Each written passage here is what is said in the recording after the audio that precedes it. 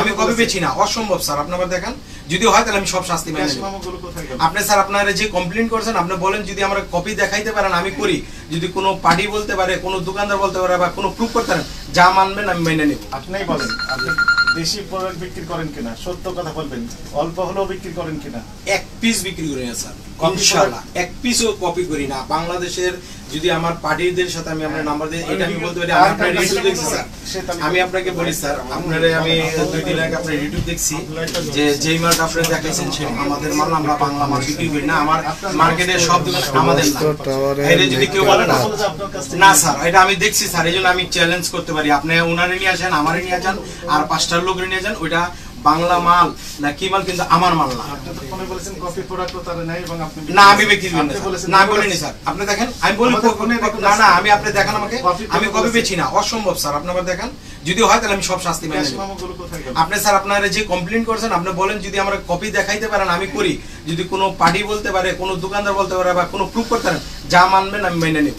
তাহলে সানভিজ ভাই টনি তার কাছে আমি নেই না, কপি বিক্রি করি না। আমার থেকে মাল ওনার ব্যামো বাই করেন, আমি অরিজিনাল মাল ওনার কাছে বেচছি।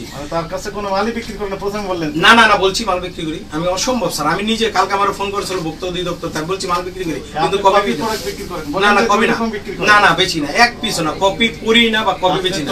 তো বিভ্রাট করছেন না আপনার স্যার, আপনি আমরা প্রুফ করেন, আমি আসি তো। আমি বলি শুনুন স্যার, কি দুই রকমের ক্যাশ মেমো ব্যবহার করেন আপনি? না দুই রকম না স্যার, আমি আমাকে বলতে দেন। আমারও বলছে স্যার, আমি বলি একটা মেমো ছিল অ্যাড্রেস ছাড়া, হ্যাঁ ওটা সেটা কপি প্রোডাক্ট বিক্রি করেন আপনি? না স্যার, আপনি দেখেন, আপনি বলেছেন গতকাল। না বলিনি স্যার, আমি কপি বিক্রি করি না স্যার, আমি বলছি। আপনি বলেছেন বলি নাই স্যার, আমাকে ফোন করছে করেন সেগুলো ক্ষেত্রে কোনো অ্যাড্রেস দেওয়া? না না না স্যার, এটা বলি নাই স্যার। অরিজিনাল বিক্রি করেন সেগুলোতে অ্যাড্রেস দেওয়া? না এটা আমি বলি নাই স্যার। আপনারা আমার কপি প্রোডাক্ট না, কপি প্রোডাক্ট আমি বিক্রি করি না, বলিও না। ক্যাশ মেমো বলে একটু বের করেন, আমরা ক্যাশ মেমো তো দেখতে চাচ্ছি।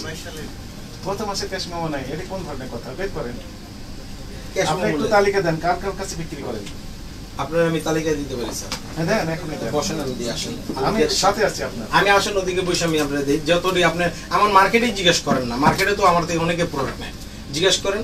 আমি কোনো কপি মাল বিক্রি করি না। আপনি আচ্ছা, এখন আমি তো বের করতেই হয় আমার। বলেন স্যার। বলেন না, আমি আপনাকে দেখাই স্যার।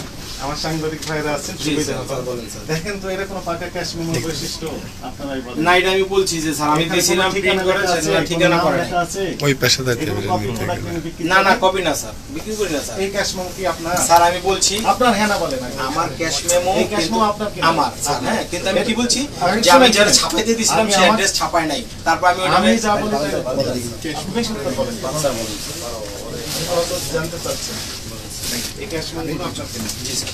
এই কি পাকা ক্যাশ মেমো? করিম চাচা, আপনার প্রিয় মানুষদের কখনো বিপদে ফেলতে চাইবেন না স্যার। তাহলে আমাদের বিপদে রাখা কি ঠিক হচ্ছে? এজন্যই বিজলি কেবলস সবচেয়ে ভালো ও নিরাপদ। ফ্লেম রিটার্ডেন্ট পিভিসি দিয়ে তৈরি বিজলি কেবলস, নিরাপদ আজীবন।